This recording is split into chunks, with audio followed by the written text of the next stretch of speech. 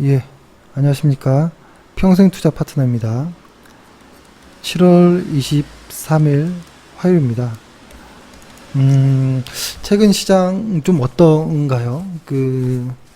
저도, 시장을 이렇게 보고 있다 보면, 이게 많은 이렇게 정보들 있잖아요. 뉴스라든지 리포트라든지 이런 것들을 그냥 하루 종일 정신없이 보다 보면, 지금 우리 시장이 어디에 있는지, 현재 어디인지 좀 혼란스러울 때가 좀 있습니다. 혼란스럽고 생각했던 거는 이건데 왜 이렇게 불안해지지? 뭐 이런 것들도 있고 뭐 그렇습니다. 근데 그것이 이제 최근에 이런 분위기 때문에 그렇겠죠. 뭐 미국은 미국과 중국의 어떤 무역 분쟁들이 좀 완화되는 이런 분위기도 있는데 더해서 금리 인하까지 뭐 이렇게 이야기하는 이런 와중이잖아요.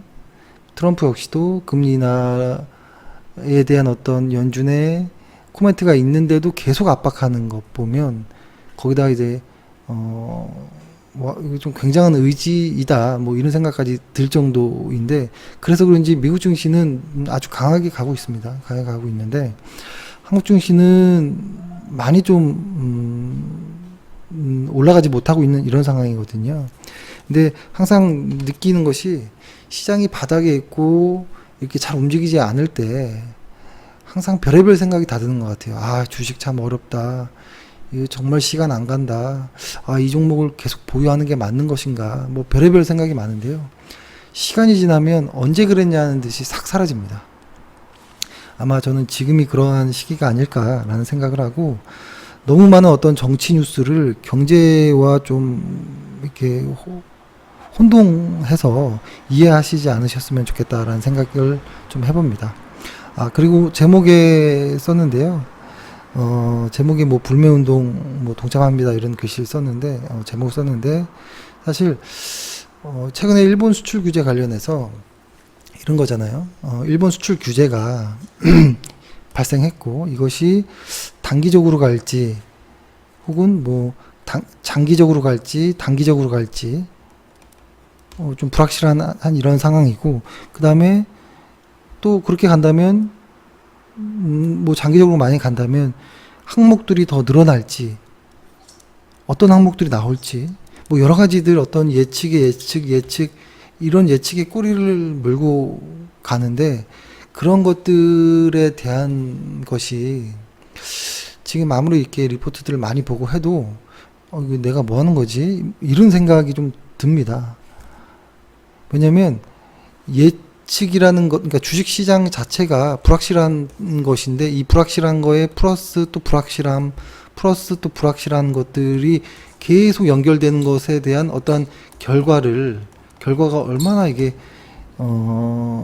괜찮은 결과가 나올까 생각해 보면 사실 이거는 아무것도 거의 불가능에 가까운 어떤 뭐 내용이겠죠.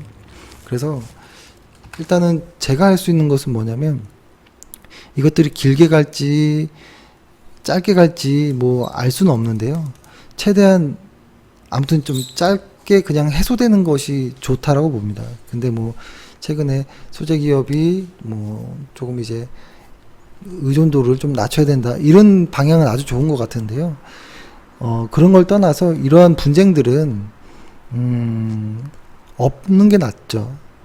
근데 그것을 없애는 것이 저에게도 주식 투자하는 사람에게도 매우 좋은 일인데요. 그것을 내가 리포트를 본다고 해결될 건 아니더라고요. 그렇죠? 진짜로 내가 할 수 있는 것은 리포트를 보는 게 아니라 같이 불매운동에 동참하는 것이 모두에게 좋겠다. 나 역시도 좋고 그런 생각이 들어서 했습니다. 사실 불매운동이라고 해보면 아주 솔직히 말하면 저는 거의 해당이 되지 않는 것 같아요. 왜냐면 저는 담배값 빼고는 개인 용돈이 거의 없거든요. 거의 없습니다. 뭐 가끔 뭐 머리를 자른다거나 그렇고 돈을 쓰지 않거든요. 그리고 뭐 유니클로 이야기도 많이 하는데 저는 옷을 사지 않습니다. 옷을 옷을 사지 않고 뭐 이렇게 보통 그 장롱 한 칸에 보통 안방에 이제 북박이들이 있고 이렇게 뭐 방마다 이제 이렇게 북박이들이 있잖아요. 근데 제 옷은 요 딱 한 칸에 사계절 옷이 다 들어가거든요. 그래서 보통 이렇게 보면 한 사회 초년생 때 입었던 거, 대학교 때 입었던 것들이 거의 다 그걸 계속 입고 있더라고요. 저 역시도. 그래서 사실 뭐 저는 돈을 쓰지 않아서 불매운동이라고 할 게 딱히는 없는데, 와이프랑 그런 주말에 그런 이야기를 하면서 그냥 뭔지, 뭘 어떤 것을 할지 모르겠지만 일단 해보자. 그냥 좀 이런 이야기를 하고 나서 좀 마음이 뭔가 좀 달라지더라고요. 뭔가 한 것도 없는데 뭔가 이렇게 뿌듯한 것도 들고 좀 더 강해진 모습으로 앞으로는 일본이 다시는 이러한 말도 안 되는 상황들을 연출하지 않았으면 뭐 이런 것들. 그러니까 일반 이런 시민들이 뭔가 좀 이렇게 딱 이렇게 뭉쳐야 정치하는 사람들도 좀 외교를 할 때 뭔가 좀 강하게 어필하지 않을까 뭐 이런 것이죠. 외교적으로 잘 푸는 것이 좋은 것이 있고 그렇지 않은 것도 있다라는 생각은 일단 합니다. 무조건 좋은 게 좋은 거가 뭐 전부는 아니라는 생각을 합니다. 네, 일단 이렇게 하고 오늘 후성 이야기를 좀 해보면 후성이 최근에 좀 많이 하락했죠. 시장 이야기 하기 전에 먼저 후성 이야기를 해보면 이게 주간, 일간, 월간 차트입니다. 근데 후성 같은 경우에는 일간 차트를 펴놓고 보면 후성 같은 경우에는 저희가 뭐 카페에 이런 말씀 드렸는데요. 한 8,000원 아래라면 한 요 언저리적 이야기였던 것 같긴 한데 8,000원 아래라면 한 중장기 종목으로 분할 매수를 8,000원 언더에서는 분할 매수를 해보자 이런 이야기를 들었었는데 그때는 일본 수출 규제 이런 내용이 없었을 때였죠. 근데 그래도 이렇게 좀 무겁다라고 하긴 좀 뭐하고 이렇게 인기가 많지 않았던 주식이 이렇게 상한가까지 갈 정도면 이것은 뭔가 테마성이 농후하다 이렇게 보여집니다. 회사는 사실 매우 좋은 회사인데 이런 테마에 엮이면 조금 변동성이 심해지는 것 같아요. 근데 거기다 대고 어제 뉴스에 뭐 어떤 뭐 이런 뉴스가 나왔었죠. 이런 뉴스가 잠시만요. 이런 뉴스가 나왔었죠. 뭐 후성 대표이사 보유주식 절반 처분. 저는 이거를 오전에 좀 급하게 보고 이거 오늘 변동성이 있겠다 싶어가지고 뭐 짧은 코멘트로 해놓고 기사를 그냥 좀 쓱 읽었거든요. 자세히 수치를 안 보고. 그러고 나서 다시 생각해봤더니 아무래도 이상한 거예요. 후성이 왜 이 좋은 회사가 대표가 절반을 처분을 한다? 이게 말이 돼? 하면서 다시 봤더니 어떤 내용이었었냐면 이런 거였습니다. 여기 이렇게 주주 현황을 좀 보면 주식 현황을 보면 최대 주주들은 변함이 없고요. 전문 경영인이 스톡옵션으로 받았던 주식의 일부를 좀 매도한 것입니다. 장내에다가. 그래서 좀 다행이다라고 일단 생각을 했고 좀 반성은 했습니다. 기사를 좀 꼼꼼히 더 봐야겠다. 그리고 또 하나는 이런 뉴스에 좀 조심해야겠다. 이게 보면 놀라지 않을 수 없는 뉴스잖아요. 보유주식 대표이사가 보유주식을 절반 처분했다라는 말이 이건 좀 아니죠, 그죠? 전문 경영인이라고 해야겠죠, 그죠? 혹은 절반 처분이란 말 하지 말고 뭐 주식 수를 좀 이야기를 해주든지 그 주식 그 비율이 뭐 0.7% 그러니까 합계 50% 정도의 대주주 최대 주주 안에 0.7% 그러니까 정도의 이야기를 이렇게 해줘야 되는데 그게 없이 그냥 절반 매도 이러니까 좀 놀랬었습니다. 그럼에도 후성이 지금 조금 이렇게 불안한 모습은 뭐 그럴 수 있는 거라고 봅니다. 보통 얘가 이렇게 무겁게 올라가는 애인데 이렇게 무섭게 올라갈 때는 좀 조심해야겠죠. 근데 단기적으로 접근한 사람들은 당연히 이렇게 상한가를 쳤을 때 그 다음날 매도하고 나와야겠죠. 예전처럼 상한가가 뭐 15%, 10%가 아니잖아요. 근데 장기적으로 이 회사의 어떤 가치를 믿고 보는 사람들에게는 내년까지도 홀딩할 수도 있는 종목이라고 봅니다. 회사는 어디 하나 나무랄 데 없이 좋은 회사이니까요. 근데 최근에 이렇게 주가가 이렇게 빠지면서 후성에 대한 안 좋은 뉴스들도 조금 나오더라고요. 요즘 후성의 회사 내부 사정이 좀 안 좋다. 뭐 이런 뭐 웬만한 것들이 다 수출해서 그냥 대충 가공해서 뭐 하는 거다 뭐 이런 식으로 나오는 뉴스가 있는데 저는 일단 그렇게 보진 않거든요. 아무튼 그렇습니다. 그래서 원래는 올해 말까지 한 8,000원 언더에서 사서 한 요 언저리였었죠. 12,000원인가요? 13,000원 정도 되면 올해 말 정도에 그냥 파는 게 어떨까요? 이렇게 말씀드렸는데 테마가 섞이면서 벌써 그런 것들이 끝나버린 것 같아요. 그래서 일단 말씀드리고 정정을 좀 합니다. 정정을 하고 그 다음에 요런 이야기를 좀 이제 시장을 좀 볼게요. 제가 그 다른 복잡한 거 하지 않고 그냥 심플하게 검정색 200일 이동평균선과 빨간색 50일 이동평균선 50일과 200일 이동평균선 요것을 가지고 시장을 좀 보는 게 어떠냐 이렇게 이야기를 했었잖아요.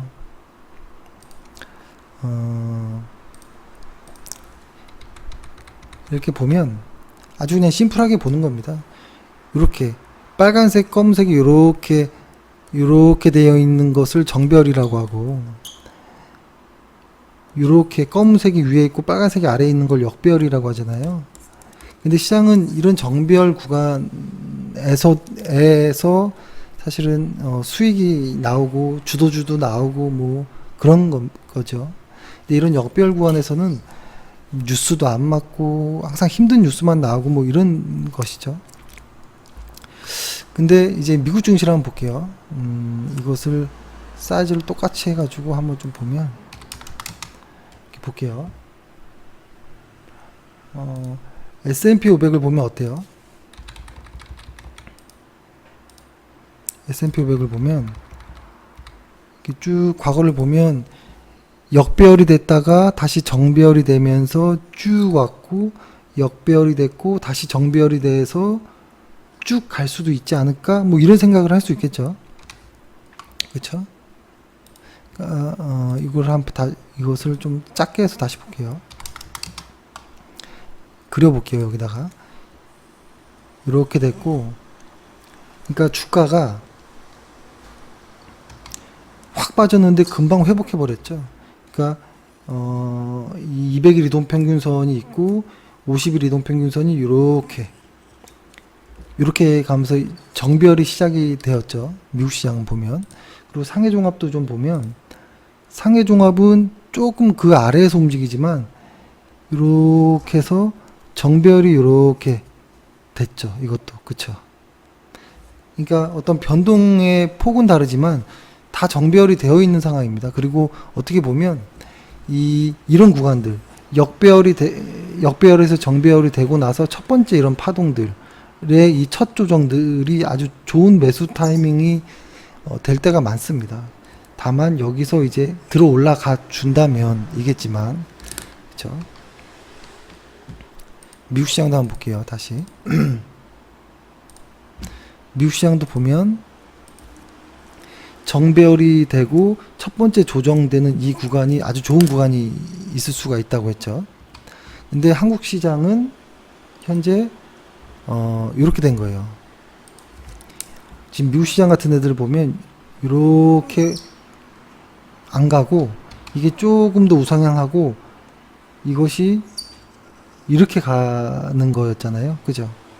그러니까 미국 시장이 이렇게 갈 동안 한국 시장은 좀 이렇게 내려온 상해종합이랑도 좀 꼭 반대로 된 이런 느낌입니다. 그래서 보통 이렇게 되면 비슷해지게 방향성을 잡습니다. 만약에 미국 증시가 시간이 지나서 이 우상향을 간다면 그러니까 이게 빨간색이 이렇게 우상향을 간다면 저는 우리 증시도 두 번의 바닥을 만들고 이렇게 갈 수 있다라고 일단은 생각을 합니다. 근데 그것이 어떤 금리 인하에 대한 어떤 부분, 그리고 실적에 대한 부분, 뭐 이런 것들이 그런 분위기를 좀 만드는 것 같아요. 근데 이제 회원분들이 이제 어떤 질문을 하냐면, 아니, 금리 인하라는 것이, 금리를 인하한다라는 것은, 그쵸? 경기가 좋지 않기 때문에 금리를 인하하는 것이지 않느냐. 그러니까 경기가 나쁜데 주가가 왜 오르느냐. 라고 이야기를 좀 여쭤보시는데요. 일단은 경기와 주가는 뭐라 할까요? 이렇게 봐야겠대요. 경기의 어떤 저점 혹은 경기의 고점은 주가의 저점과 그리고 주가의 고점과 일치하지 않는다라고 말씀드리고 싶어요. 먼저 움직입니다. 주가는 먼저 움직이기 때문에 경기가 활짝 폈을 때 주가는 벌써부터 조정을 받으면서 내려갈 준비를 하고 있고요. 경기가 확 빠지고 나서 경기가 바닥을 찍었을 때 주가는 바닥을 만들고 올라갈 준비를 하는 이러한 것들을 많이 볼 수 있죠. 그리고 또 하나 이렇게 어떤 경험치적인 어떤 내용으로도 뭐 이야기를 해볼 수도 있고, 또 하나는 또 이렇게도 이야기해 볼 수 있을 것 같아요. 흔히 뭐 PER이라고 하면 주가분의 뭐 순이익 뭐 이렇게도 쓰죠. 이걸 다시 풀었으면 주가를 이렇게 보면 순이익 곱하기 PER, 예전에 산수였던 거 이렇게도 표현을 하죠. 순이익, 그쵸? 여기에서 금리와 이게 무슨 연관이 있냐라고 보면 사실 아주 심플하게 조금 풀어서 이야기를 좀 해보면, 아주 유치하게 좀 풀어서 이야기를 해보면, 순이익이라고 하는 것은 뭐 EPS라고도 볼 수 있겠죠. 주가는 뭐 가격인 것이고, 그렇죠? 이렇게 볼 수 있는데, 이 주가라는 것은, 그렇죠? 주가라는 것은 순이익, 그러니까 EPS. 주가가 오르려면 실적이 증가해야 됩니다. 그렇죠? 실적이 증가해야 되는데, 그 순이익, 그 실적이 증가하기 위한 조건들이 여러 가지가 있을 거예요. 뭐 성장률도 있을 것이고, 뭐 다양한 어떤 무언가도 있을 것인데, 금리도 그 역할을 한다라는 것이죠. 이게 왜 그러냐면, 이 EPS를 보통 주가가 올라가려면 미래의 EPS, 미래의 순이익, 미래의 돈을 잘 버는 회사가 주가가 올라가겠죠. 근데 미래에 잘 버는 회사, 미래의 돈을 잘 버는 회사, 뭐 이런 거죠. 뭐 해마다 연 100억씩 버는 회사, 120억, 연 120억, 130억 이렇게 쭉 성장하면서 돈을 버는 회사도 있을 것이고, 뭐 매년 100억씩 버는 회사들도 있을 것이고, 뭐 그렇겠죠. 근데 이렇게 매년 돈을 버는 이런 회사들을 인수할 때 얼마 정도에 사는 게 적당하냐, 뭐 해가지고 현금 할인 모형이라든지 뭐 이런 이야기를 하잖아요. 그렇죠? 그럴 때 쓰는 방식이 뭐 이런 거겠죠. 매년 이게 현금 흐름 분의 할인율, 그러니까 금리라고도 쓸 수도 있겠죠. 이자율이라고도 쓸 수 있겠고, 뭐 이렇게도 쓰잖아요. 그러니까 예를 들어서 이런 겁니다. 만약에 뭐 매년 200억을 버는 회사가 있고, 똑같이 200억을 버는 회사가 있는데, 할인을 뭐 5% 할인율을 적용할 때랑 2% 할인을 적용할 때 수치가 어떻게 나오냐면, 이렇게 해보면 뭐 4천억이 되겠죠. 이렇게 해보면 4천억이 아니고 조가 되겠죠. 조. 이게 엄청나게 커지죠. 그렇죠. 이 할인율이 금리가 인하될 때 이런 할인율이 이렇게 낮아짐으로써 어떻게 보면 순이익이 증가하는, 그러니까 EPS가 증가하는 이런 현상. 그래서 이 주가가 EPS 곱하기 PER이라고 했을 때 금리 인하의 기조가, 즉 EPS를 높여주는 이러한 효과도 줄 수 있다라고 산수로 이야기해 볼 수도 있겠죠. 그러니까 제가 그러니까 사실 이런 것을 이렇게 심플하게 이야기하는 건 말도 안 되는 것인데요. 그러니까 그렇게 해도 이해해 볼 수 있겠다라고 일단은 말씀드립니다. 그래서, 금리, 그러니까 돈을 직접적으로 푸는 것보다는 당연히 금리 인하가 약하겠지만 이 금리 인하라는 것 자체가 신흥국 시장에는 절대 나쁜 조건은 아닙니다. 그럼에도 우리 시장이 바닥에 있다라는 것은 뭐라고 할까요? 지금은 주식을 포기하거나 이럴 때가 아니라는 것이죠. 어제 최근에 들어서 주식 거래 대금이 매우 낮아졌잖아요. 그러니까 진짜로 제 주변도 그렇고 주식을 포기하는 사람들이 많은 것 같아요. 근데 그렇지 않다. 시장을 좀 이렇게 길게 봤을 때 보면 거래 대금이 바닥을 드러내고 모두 다 절망에 빠져 있을 때, 그리고 경기 전망도 어두울 때, 지금 경기 지표들도 안 좋게 많이 나오거든요. 그럴 때가 오히려 바닥일 때가 많다. 왜냐면 그런 경기 지표들이 나오기 이전부터 벌써 시장은 조정에 들어가기 시작했거든요. 이렇게 벌써부터 조정에 들어가기 시작했기 때문에 그렇죠. 뭐 그렇다라는 거죠. 그래서 좀 정리를 해보면 일단 금리 인하라는 이런 것들은 확실히 신흥국 시장에는 좋은 일이다라고 일단 보고요. 근데 다만 이제 최근에 조금 불안한 것은 이런 것이 좀 있습니다. 미국 시장이 최근에 어떤 분산들이 좀 많아졌거든요. 그러니까 이게 만약에 진짜 우상향하는 어떠한 과정 중에 하나라고 본다면 이래야 될 것 같아요. 이런 분산들을 통해서 첫 번째 조정 때 200일까지 조정이 왔다면 이번에 이 분산으로 인해서는 요 언저리 이 정도에서는 반등해줘야 된다라는 생각을 해요. 그러니까 50일 혹은 뭐 120일 아무튼 200일까지 내려가는 건 과하다라고 생각하고요. 그렇게 되면 이게 하락을 준비하는 것으로 이해를 해야 될 것 같고요. 이번에 분산들이 50일에서 이 120일 요 사이 구간, 120일이 여기 이렇게 흐린 색이죠. 50일이 여기 있고, 그러니까 요 언저리까지만 조정을 받고 반등을 해준다면 시장은 하반기는 괜찮겠다 이런 생각을 합니다. 다만 200일 정도까지 조정을 보인다면 이거는 시장이 조금 불안하다라고 확실히 좀 봐야 될 것 같아요.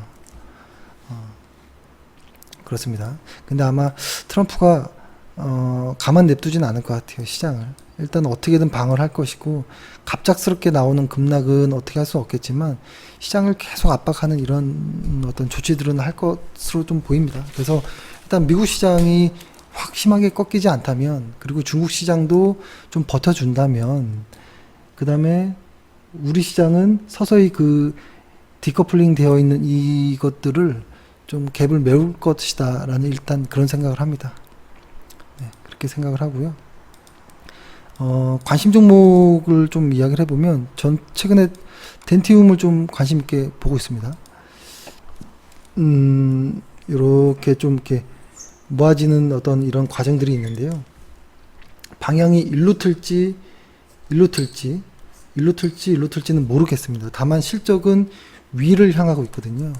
근데 이렇게 패턴들이 모여질 때는 방향성이 정해지고 나서 들어가도 늦지 않다라는 생각을 합니다. 그래서 일단은 덴티움이라든지 뭐 디오라든지 약간 그러니까 수출 규제랑도 뭐 이렇게 좀 밖에 있고 좀 최근에 좋게 보고 있고요. 그 다음에 고영도 좋은 모습으로 자리를 다시 만들고 있는 것이 아닐까라는 생각을 하고, 뭐 LG생활건강 아까 여기 이야기 말씀드렸던 것처럼 LG생활건강은 과거부터 조금 정직했던 회사였습니다. 근데 정배열이 되고 역배열이 되고 정배열이 되고 역배열이 되고 정배열이 된 상황이거든요. 이 조금 변동성은 심하지만 이게 큰 이동평균선으로 보면 그렇지 않거든요. 근데 보통 이 정배열이 됐을 때 첫 조정들, 여기서도 작게 나왔었고, 정배열이 됐을 때 첫 조정들, 그리고 정배열이 되고 나서 첫 조정이 지나고 나보면 좋은 구간이다, 좋은 자리였다라고 느껴지긴 합니다. 그래서 요렇게 조금 관심 있게 보고, 다른 관심 종목도 있는데 오늘은 요 정도만, 뭐 덴티움 디오, 고영, 뭐 LG생활건강 정도를 또 말씀 드려보겠습니다. 네, 그리고 아무튼 그렇습니다. 그래서 시장이 좀 정신없게 많은 뉴스들이 좀 나오는데요. 정신을 차려야 됩니다. 정신 차리고, 지금 우리는 높은 단계는 아니에요. 높은 단계는 아니거든요. 그냥 직관적으로만 봐도 S&P 500이 오히려 과하고 높은 단계입니다. 만약에 1에서 10까지가 주식이 상승한다라고 하면 분명히 S&P 500은 1, 2 이런 건 아닌 것 같아요. 뭐 7, 8 정도의 수준일 것 같고요. 우리 증시는 1에서 10까지를 놓고 본다면 절대 7, 8은 아닌 것 같아요. 차라리 2, 3 혹은 3, 4 정도의 수준인 것 같거든요. 그렇게 따지면 한국 증시가 어떻게 보면 더 상승력이 있는 것 아닌가, 이렇게 저는 일단 좀 긍정적으로 보고 있습니다. 네, 일단 이렇게 해서 시황 마치겠습니다. 예, 감사합니다.